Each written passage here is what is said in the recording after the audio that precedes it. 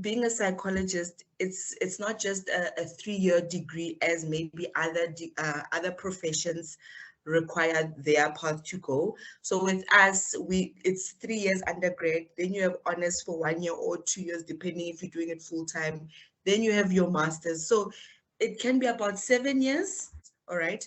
So I think just having that endurance, having the patience, knowing that at the end of the day, this is what, or at the end of the road, this is what you would want to achieve. So don't be impatient with yourself. Don't be impatient with the process. I think, honestly, from your 30s onwards, you'll reap the rewards. You will reap the rewards of all the hard work that you've put in studying this field or in pursuing this field.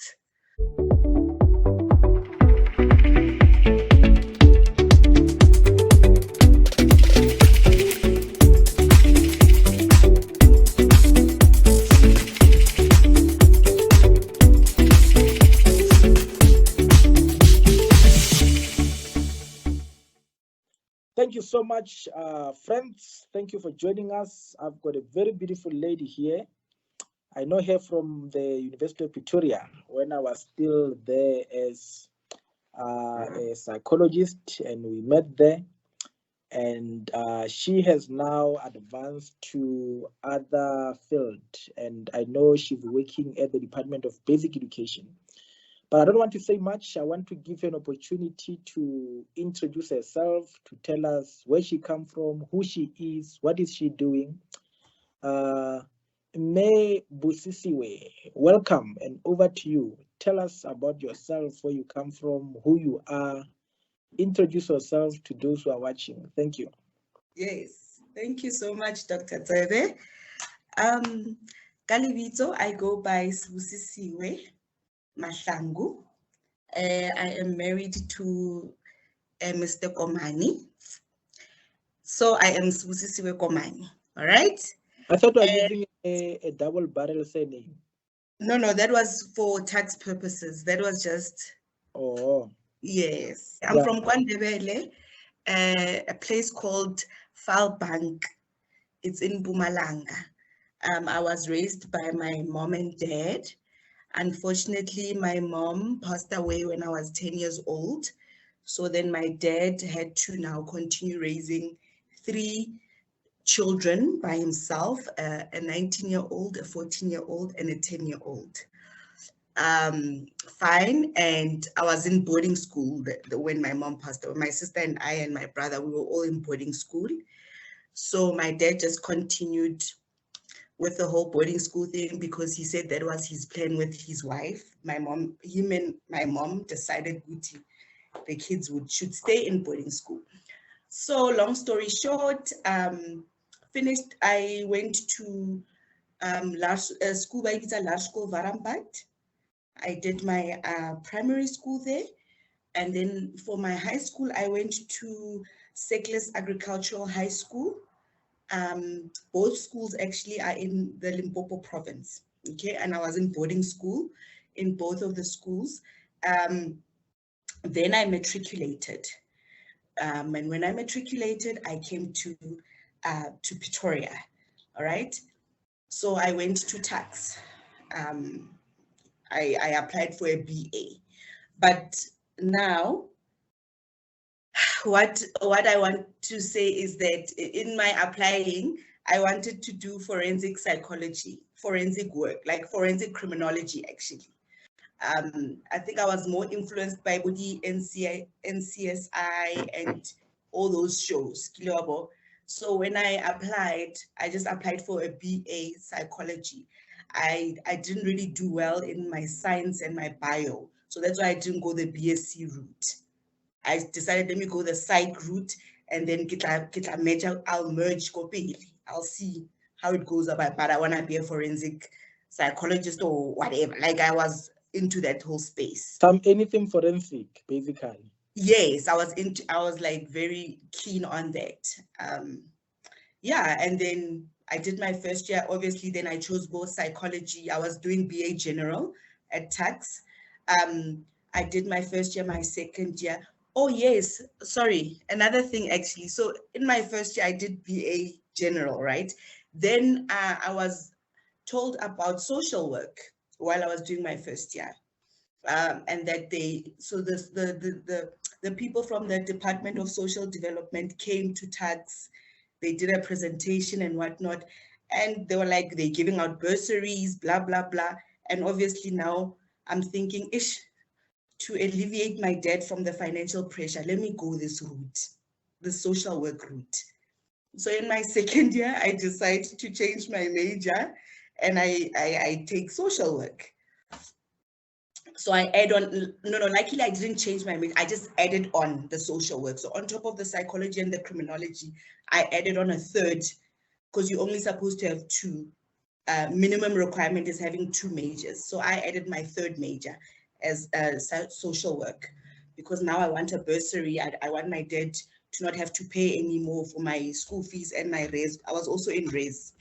Fine. And then God's plan. I went for the interviews. I did all those things, but they didn't select me at the university to carry on with social work for my second year. All right.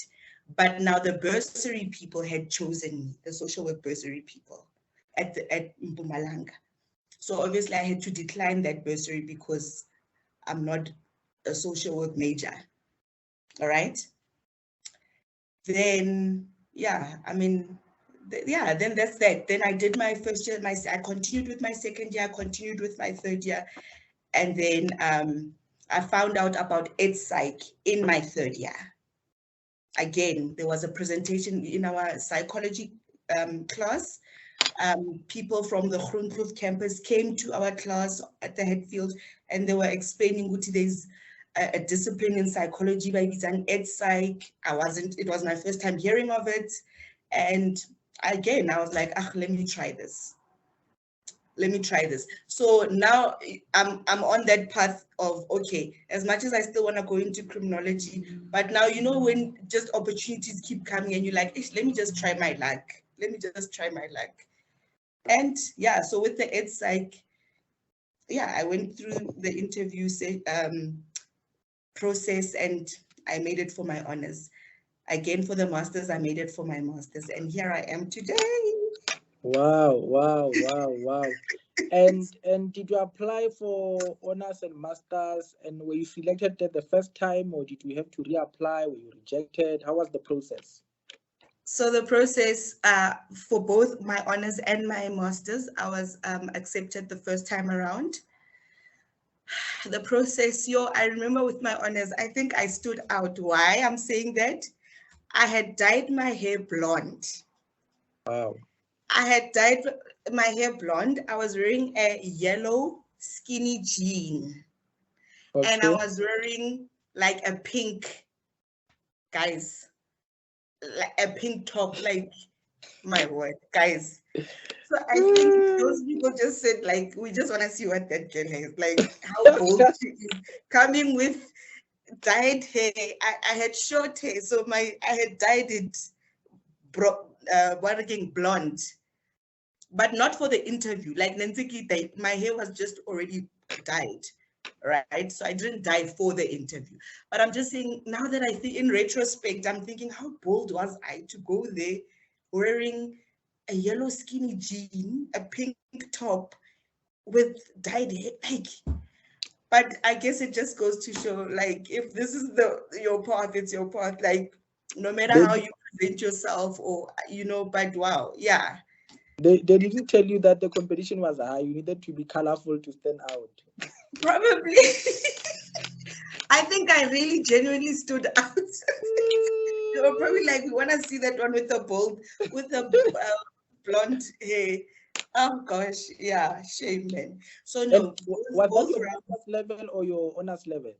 That was my honors. Okay, and masters? Was it masters? No, I was more professional. Masters, I was more I presented myself more professionally. I guess they knew me anyway. But shame, masters, I was more presentable. Not that, yeah, more presentable. Not that I wasn't presentable the first time, but you know what I mean. You're not as colorful. I wasn't as colorful. Thank you. And then, yeah, and I made it again, first round. Yeah, I made it through. So both So times I you made it did through. you did an honors in educational psychology and a master's in educational psychology. Did you have to do education to get to educational psychology? That's the interesting part. So with me, I don't know if it's the grace of God. Okay, yes, it is. Definitely, I would like to believe that it is, because I didn't take education as a module from undergrad up until like my first year up until my third year. So what happened with me, I remember the honors coordinator at that time, it was Dr. Karin, but she's Prof. Karin Lube now. At that time, so she just said, I think it was me and another lady who we didn't have OPB, but we were selected. So they just gave us an OPV study guides that we had to familiarize ourselves with, and then we had an oral like examination of like, you know, just a conversation about the education system, what we think of the education system and all that stuff. So, and it was quite informal actually. It wasn't anything hectic. And then Yeah. she just tell you that, okay, just familiarize yourself with this a little bit more, familiarize yourself with that a little bit more. But no, I didn't have to take. No, you are right. I mean, I think even me during my time, actually, us, we didn't even have to do any oral whatsoever. But obviously, I think every year there's always been some amendments and changes, Yes, yes, and every year will differ. That is why it's important that people must always check the requirements every year. yes, There might be yes. changes. So you did your master's in ed psych, and then when you finish, where did you do your internship? So while I was doing my master's first year, um, I was told about a job opportunity um, that would that I would start working doing my M2. And mind you, M2, that's when it's quite busy because that's when you interact with your clients, you do your therapy, your assessments. But then it so happened that I started working in my M2 as a faculty student advisor. Wow. Wow. Yes, at the Faculty of Education at UP. All right. And So you mean like so you were working full time while you were studying masters final year? yes, So how were you managing? How were you attending and working? the nice thing was that I'd work from 8 to 2 o'clock, and most of our classes we'd attend after 2. All right. And then if I have like assessments in the morning, I had a very understanding boss. So I was under the deputy dean's office, and at that time he was very understanding. So when I had assessments and stuff, he'd allow me to just, you know, you give myself 2 or 3 hours to do the assessments, then I can go back to the office. So it was quite nice. And also because I was, as much as I was working, it was a full-time job, but it was also on contract. So it wasn't a 40-hour contract, it was a 30-hour contract. So I could have like a day off, like a day off in the week. So that's what I'd do. Whenever they'd schedule my assessment, I'd use that day as my day off, you know, Yeah. and then yeah, and the other remaining days, obviously, have to be at the office, but then I'd always knock off at 2 because I had other obligations with regards to my studies, my, report writing or having to do feedback or having to attend classes and whatnot. No, thank you. Thank you for bringing that to the fore as well, because I think I believe that student advising is actually one of the alternative career paths for students in psychology. So maybe just to touch briefly on it, what were the requirements for you to do it? Did you need to have orders in ed psych? What were the requirements for you to do it, and what did it entail in terms of a work? What did you have to do? Yeah. So yes, they definitely want you to at least have an honors in psychology. I mean, they're not really specific in terms of like whether you're doing counseling or whether you're doing ed psych or whether you're doing clinical. I mean, because most of my colleagues were into the clinical space. They had their honors and doing their masters in clinical, but we were all faculty advisors for various faculties. So at least have an honors in psychology.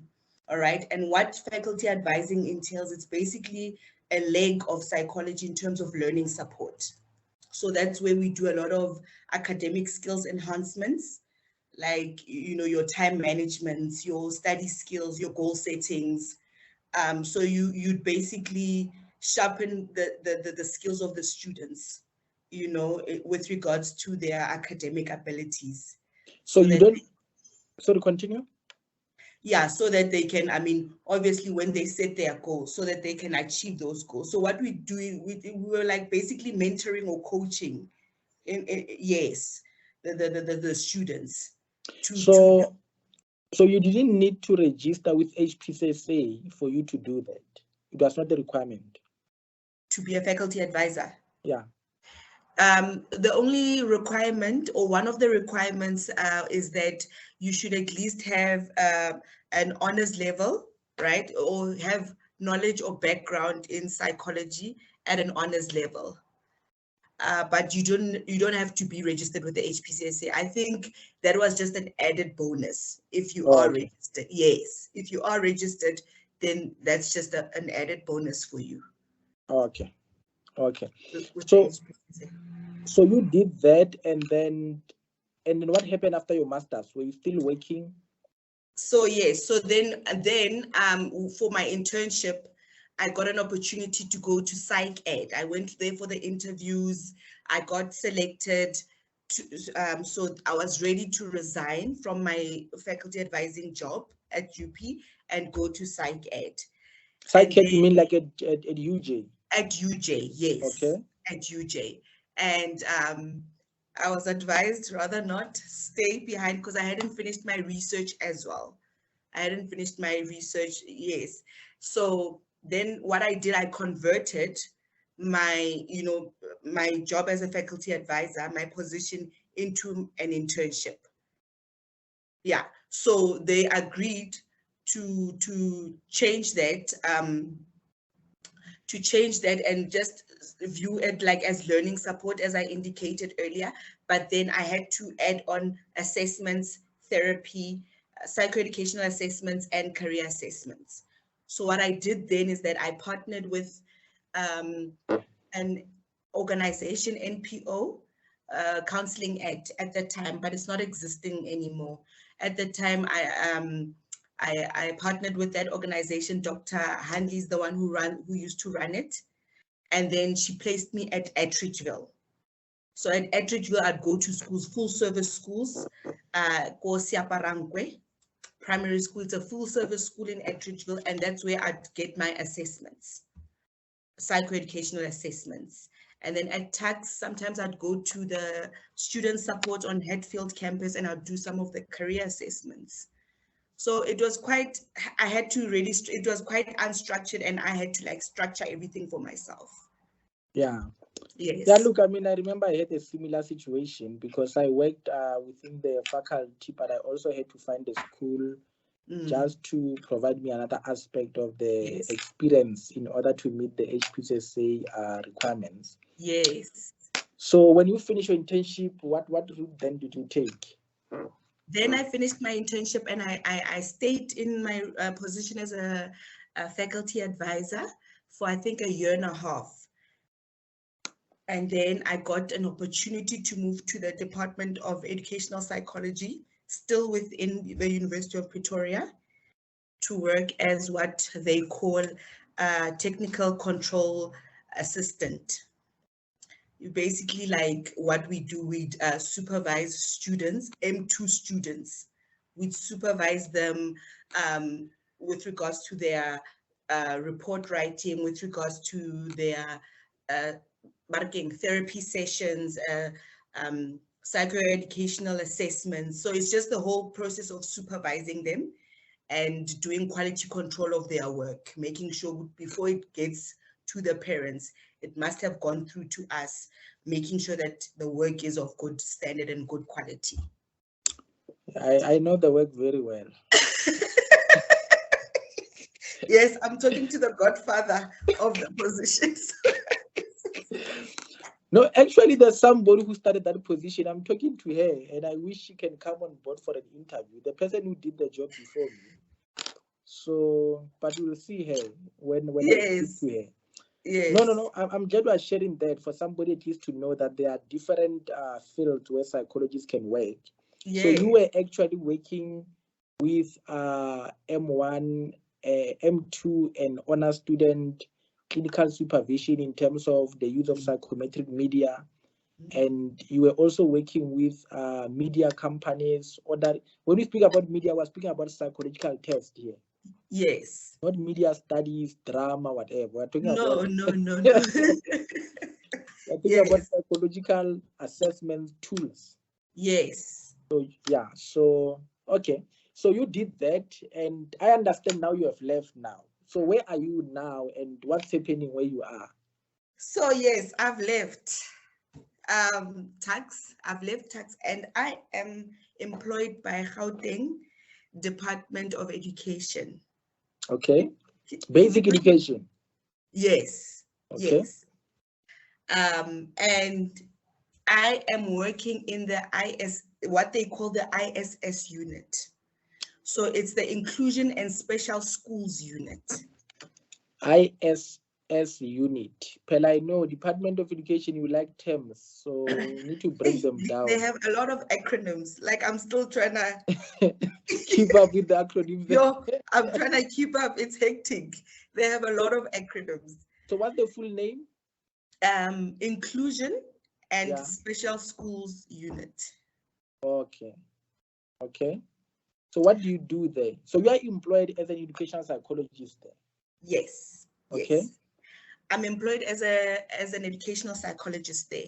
So I am responsible for serving schools in what we call circuit 1. We have 4 districts, right, within our Tshwane West. We have 4 circuits, 4 circuits within the Tshwane West district, all right? And so to have a complete cohort, we're supposed to be 4 psychologists. So each psychologist is manning and managing a circuit, all right? So currently I'm working with 2 other psychologists. We are responsible for serving schools in circuit 1, 2, and 3. Unfortunately, we don't have a 4th psychologist to run circuit 4. But what we do is that we are dividing that circuit amongst ourselves. You must release a post. We'll find you psychologists. just give us a post. We have them. There are many. All right. And we do, look, we conduct psychoeducational assessments, we do therapy interventions, we do debriefing of learners. We have to make sure that the what we call the CS process is implemented in schools. We train teachers in terms of accommodations and in terms of how they should support their learners. It's quite broad, but also at the same time, it's quite specific. Like, psychoeducational assessment, we all know that as psychologists, that's what we do, we assess. The turnaround time, though, is what's, the process, unfortunately, because there's so much things that you do, the turnaround time of writing your report, doing an assessment, writing a report, sending it to head office for verification purposes, then only placing, because I'm in the ISS unit, we place the learners in specialized schools, right? So I personally do not deal with mainstream schools, but I have a colleague of mine who deals with mainstream schools. Just explain a bit on accommodation, because I started to be more familiar with the word when I was at the master's level. But I realized that most people are not familiar with it. What does it mean within your space when you speak about accommodation for somebody watching in psychology, preparing for their interview, or just to gain understanding? When you say you focus on accommodation as part of the work, what does that mean?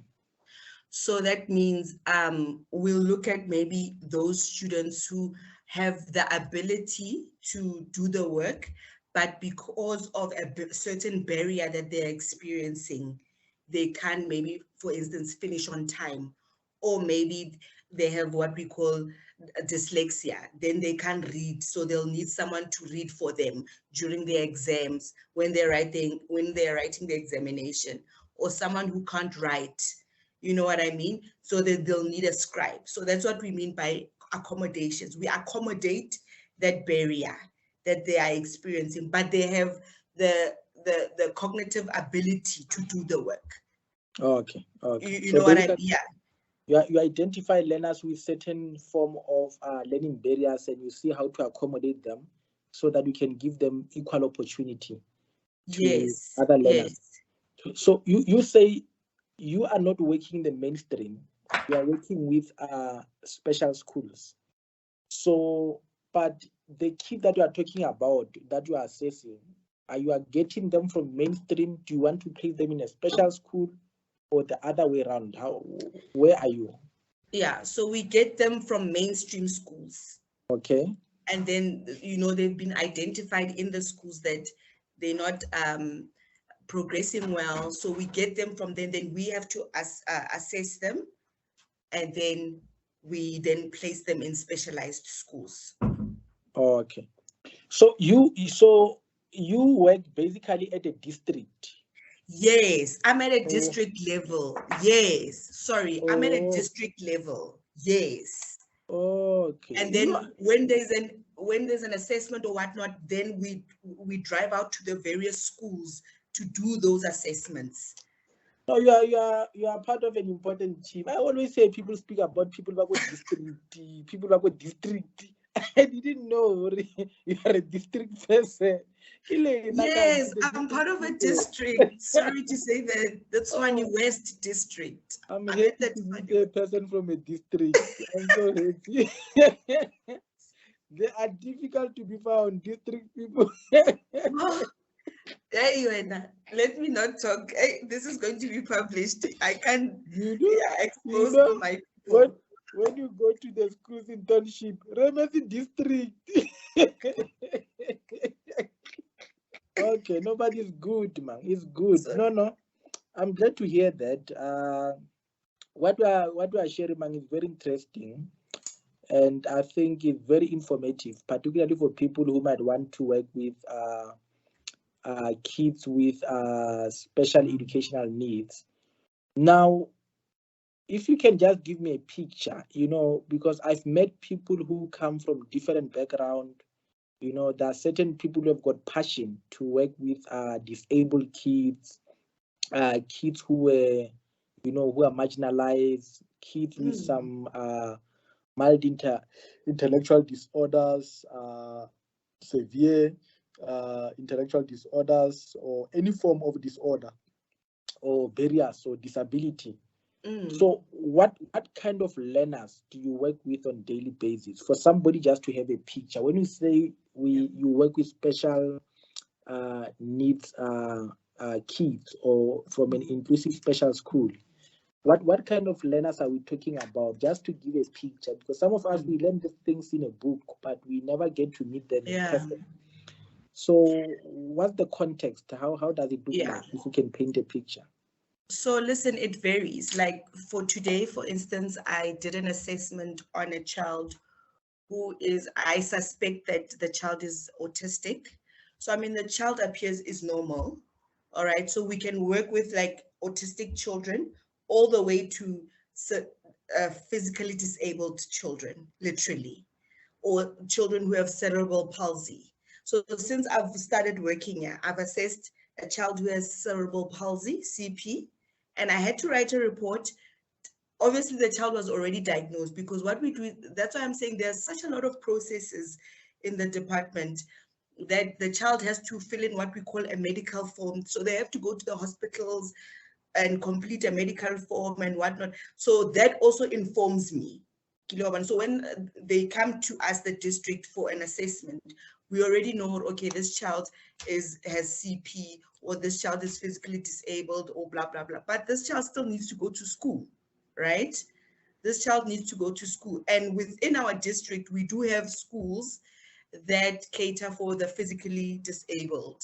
We do have schools that cater for the visually impaired.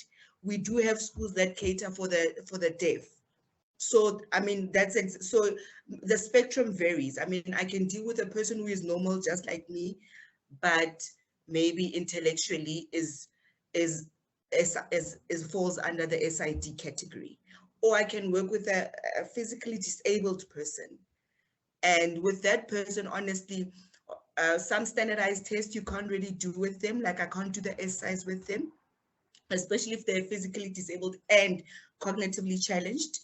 So what you do more than anything, you'll probably just have to do qualitative observations, qualitative reporting with that learner. But still, write your report, you send it to head office for verification processes so that this child can be placed. So on a typical day, how many assessments will you do, or maybe in a week? In a week, so I'll do like one assessment per day, because there's just such a lot of things that you have to do. So what they call us, we are called DCESs, all right? Okay. As educational psychologists, or rather the rank that I'm in. It's called DCES. It's a Deputy Chief Education Specialist. DCES. Yes. And they like big terms there. They like you know, Deputy Chief Educational Specialist. Education Specialist. Yes. Department. Like terms there. So with us, so in a week, I would have done either 4 to 5 assessments. So 1 per day. All right. And why I was saying, why I was mentioning the DCES is because we have counselors known as Senior Educational Specialists, SESs, who are actually the ones that go to the schools, who will do the scholastic side of things. So they'll do the 1 minute with them. They'll do the 1 minute reading, 1 minute addition and subtraction, and all that, at the writing samples and whatnot. And based on their report, they send it to us, the DCESs, to then say, please, you need to assess this child cognitively. She or he needs to be placed in a specialized school. So are you saying you don't do any scholastic assessment at all? Wow. No. You only do the IT. My SES does the scholastic. Wow. Yeah. So within my district, I fall under Circuit 3, and in my circuit, I have 2 SESs. So those are the senior education specialists. Those are the ones that conduct the scholastic assessments. Maybe just for clarity, so the people who work under you, what is their background? What is their qualification background? Yeah. So predominantly, most of them are teachers, all right? So they are teachers, and since I'm new in this post, just can you allow me to just read quickly here what it says? But yeah, predominantly they have a teaching background, and the type of assessment that they do, scholastic assessment. So they'll do the 1 minute reading, the 1 minute subtraction and addition. Then they'll do what we call the so mainly they are non-psychometric media that they are using. Yes. Okay. Yes. So they'll analyze the handwriting and all that stuff. So, and then based on their findings, they'll then generate a report. Based on their findings, then they'll be able to say, this one then should be assessed by the psychologist. Further assessment in terms of cognitive assessment. All right. So they do informal assessment, like you mentioned before, that sometimes it's not even possible to do the standardized assessment with the kids. Yes. So they do more informalized assessment. So they're not really they're not registered with the HPCSA.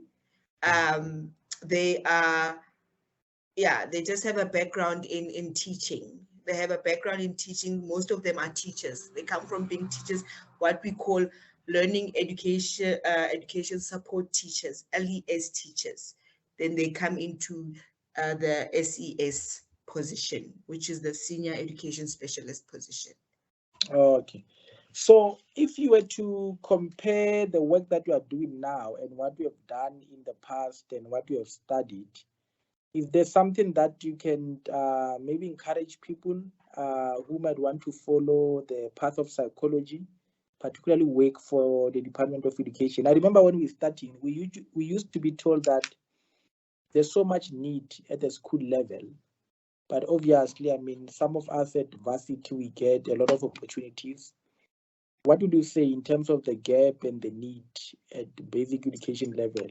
Yeah, no, there's a huge gap. Just to give context, where I'm currently working, they didn't have psychologists for the past 4 years. So when we got there, or when I got there, there's a huge backlog. Like, you literally cannot start with new cases because of cases from last year and the other year that literally I'm dealing with. All right. So listen, I think if anything, I would advise people that I think for the sake of just experiencing and having exposure, and not just what you said earlier, Guti, some of these things we only see them in the textbook, or we encounter them in the textbook. But for the sake of, having practical experience, I think it's good to, when you do your internship, or when you do to go under schools, and even if you have like opportunities, if the department takes out posts, apply for them. It gives a lot of exposure. It's a lot of work, but I think in terms of exposure, I'm really happy because I've been exposed to the elite, just servicing the elite, being in tax, and you only see, the children in mainstream, basically.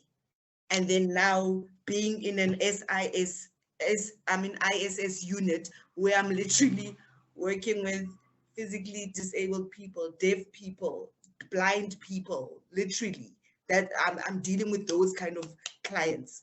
So the exposure, I love the exposure in the department. And the nice thing about the department is that you're not just isolated within, like with me in the ISS unit. You can also be exposed within the mainstream. It's just that with me, my post, I applied knowing that it's an ISS barracking stream. I'm within the specialized school stream. No, I hear you, and you are totally right. I think the experience, just from what I've heard you share, I mean, I'm learning a lot just about the field, and Yeah. all these terms are very much interesting, particularly in terms of how you guys conceptualize them to be able to refer learners. But then the question I have is then, when we speak about backlog, we're talking about how many files that are still needs to be assessed, and why is the department not referring to psychologist, or maybe getting consultant psychologists to come and assist? So there has been that process, but I think more than anything, the department feels that, looking at the context that we are working at, like, the background that these people come from, that our clients come from, we can't refer to Dr. Zebe, who charges 6,000 per an assessment or per session. So having as Sibusisiwe Komane assess, employed by the basic education, right, at a particular district, and does it for free, basically. So they push in rather that agenda, because looking at the context of where our people come from. So it's just unfortunate that, so that's why it's more, let's hire more psychologists than rather referring children out to private psychologists, to avoid them having to pay huge amounts of money just for them to get the report that I can also issue out from them, from me going to, and we make it so simple for them, because we even go to them at the schools, and if they are out of school, we go to the nearest school that's close to their home. So yeah, the department is trying to make it so convenient for the learners and for the families or the parents, that we are the ones who'd rather go the extra miles. Go the extra mile. If you're out of school, let's look for a school around your area. If you can walk there or catch a taxi there, then let's meet there and let's conduct the assessment there. And you don't have to pay anything. But like I said, the turnaround time, unfortunately, it takes a bit longer as compared to if you go to a private psychologist, which you know in the next 2 to 3 weeks, I'm going to get my report. I can easily take my report to the district. They can take it to head office, then my child can be placed. Yeah. No, good, ma. Thanks a lot. I think your job sounds very exciting. You make me want to come to the department now. I'm very much excited. Yeah. No, look, I mean, I've heard people speak about the department and that the work is a lot. But I think in terms of the support and impact that we are making, I think it's very significant, because that's where we're actually needed, to be true, to be honest with you. That's where the gap is, that's where the need is. Yeah. And I'm just thinking of, if the psychologists listening, students who still want to pursue, there are people who like clinical. There's a need here in educational already, that they can come and help, because most people, they like learners, they want to help, but are not even aware of this profession. So I wanted to just ask you, I know you are in a basic education, but for a psychology student like you at a third year level or second year level, who might not know what educational psychology is all about, or at least even in your field, how can you summarize it just for somebody to say, what do you do as a educational psychologist? So we are basically providing a support to a client in terms of doing a psychoeducational assessment on the client to establish or to determine their level of functioning within a scholastic context. All right. So that's what, well, for me, like if I simplify it, that's what an educational psychologist does. So firstly, we are determining the level of cognitive functioning, right, within the context of the school-based, right? And then the second level is to then provide support, because we don't just leave the client there after, getting their level. We're like, okay, sharp. No, then we provide the necessary support to our clients. I think the support also is all round, because we look at the client definitely, but we also then will look at the parent. We'll look at the teacher or the school as well, to collaborate so that this child can function optimally in terms of their learning and development. Thank you so much. I think well summed up. Yeah, you summed it up as an experienced psychologist. Thank you, Dr. Tsebe. Yeah, you summed up very well. Lastly, in conclusion, I wanted to just hear from you in terms of people who might want to follow the career of psychology, follow your path. What words of encouragement, motivation you can tell them about the field? Those who might be interested one day to be like you and be speaking all these big terms and acronyms. Any words of advice to people out there? Yes, listen, first and foremost, I think being a psychologist, it's not just a 3-year degree as maybe other professions require their path to go. So with us, it's 3 years undergrad, then you have honors for 1 year or 2 years, depending if you're doing it full time. Then you have your master's. So it can be about 7 years. All right. So I think just having that endurance, having the patience, knowing that at the end of the day, this is what, or at the end of the road, this is what you would want to achieve. So don't be impatient with yourself. Don't be impatient with the process. I think, honestly, from your 30s onwards, you'll reap the rewards. You'll reap the rewards of all the hard work that you've put in studying this field or in pursuing this field. No, So no, yeah, thank you so much. I think, yeah, you have covered it, and I'm glad we are mentioning about the issue of perseverance and the patience. I usually tell people it's like when we're doing medicine, you go there knowing you've got 6 years ahead of you. yes, So what in essence you are saying is that when somebody gets there, they must already put 7 years in their mind to say, I'm in it for 7 years. And I tell people it's a sacrifice, but you'll never regret it. You know, yes, you will never regret. That is why I think I did a video to tell people why you should follow a career in psychology, because I don't know any psychologist unemployed, unless you have done a fly-by-night psychology that we don't know. But the real one that we know, yeah, the one you are talking about, when you say that you're going to enjoy the fruits. yes, yes. It might be at your 30s, the latest, but the fruits are going to enjoy. Or late 20s, yeah, Or late 20s. Yeah, or late 20s, but definitely it's worth it at the end. It's not forgetting your internship year as well. So yeah, that's why it's about 6 to 7 years, not forgetting internship year. But after that, as Dr. Tsebe said, you are employable, and then now you can start making a difference in people's lives, and also obviously seeing a difference in your life in terms of chan chan chan. So now that we're mentioning that, I'm becoming even interested. So government-wise, how much can a person expect to earn if they go as a psychologist? You started me. I was not even. I became curious. Okay, so it varies. I think it starts from 750K or 730. Wow. Yeah, 7, and it goes like the grades. All right. Yes. So the first level is they look at how long you've been registered as an independent psychologist with the HPCSA.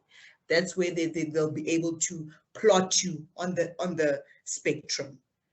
Okay. No, super. Actually, I wanted to do a video. I'm going to do a video about that. I'm very much interested. I wanted people to know how these things. I've actually have a lady from HR whom we are having an interview next week, who's going to be telling people how their salaries are determined, you know.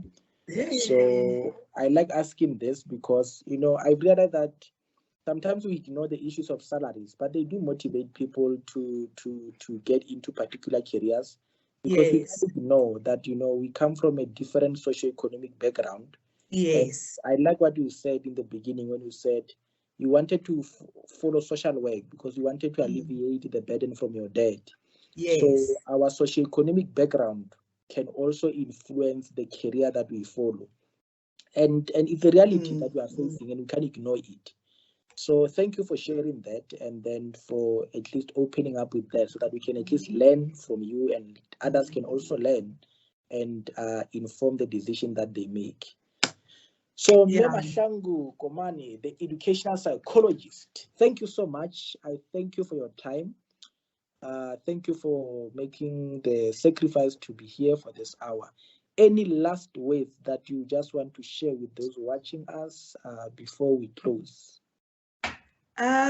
Just firstly to appreciate you, Dr. Tsebe. Thank you for this opportunity, for giving me the platform to talk about my background or my journey to get to where I am. And just last words of encouragement to those who are pursuing or looking to go into this field. Guys, be patient with yourself, be patient with the journey, and you'll reap the rewards once you get to the destination, to the finish line. Thank you indeed. Definitely, they will reap the rewards. Friends, that is the educational psychologist, Miss Sibusisiwe Mashango, aka Miss Komane. Thank you, ma'am. Thank you for your time. Thank you, and have a beautiful day. Thank you. Friends, thank you so much. I hope you have enjoyed the video, and I encourage you that share this video with other people who might be looking for jobs. Make sure they subscribe to this channel so that they can be informed about careers. There are many things that will be uploading. There are many videos that will be uploading in the coming weeks. You need to share this so that other people are also informed about career opportunities that exist, particularly in South Africa. where many people are not employed, particularly the youth. So make sure that you share this video. If you are not a subscriber of this channel, I encourage you that you take time before you close this video by subscribing to the channel. I told you that subscribing, you don't pay a thing. It's just a matter of making sure that every time I share a video, you will get that video on your phone. The video will come to your phone, you'll be able to see it that you have uploaded. So if you don't subscribe, you will not be aware every time I share a video. So subscribe by clicking the red button at the corner of this video. You must be on YouTube to be able to subscribe. Not on your phone, you might not see it. Make sure that you are on the YouTube channel, whether you are on the YouTube on your phone or your computer or your laptop, but make sure you are on the YouTube channel. If you got this link through Facebook or any other platform, make sure you are on the YouTube channel.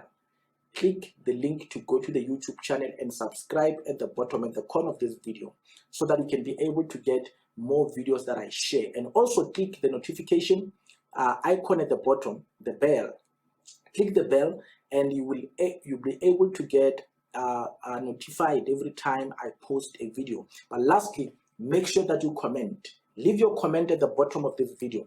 Your comment is a way to give me feedback so that I can be able to know how the video has assisted you, what you want us to improve on the video, what other topics you want us to tackle. If you've got any question, put it on the comment section and I will be able to attend to it. And remember, if you want me to share every post that I will be sharing every week with you directly, click on the link below here. The link is named email list. When you click on that link, I will get your email and make sure that I send you email of every position that is advertised every week. Whenever government advertise or any position that we get, I will be sharing it with you through that particular email. So leave your email and I will be able to share that with you. I hope you enjoyed and enjoy the rest of the day. And I trust that you will continue pursuing to live a fulfilling life. Let's continue living a life to the fullest. I love you and God bless you.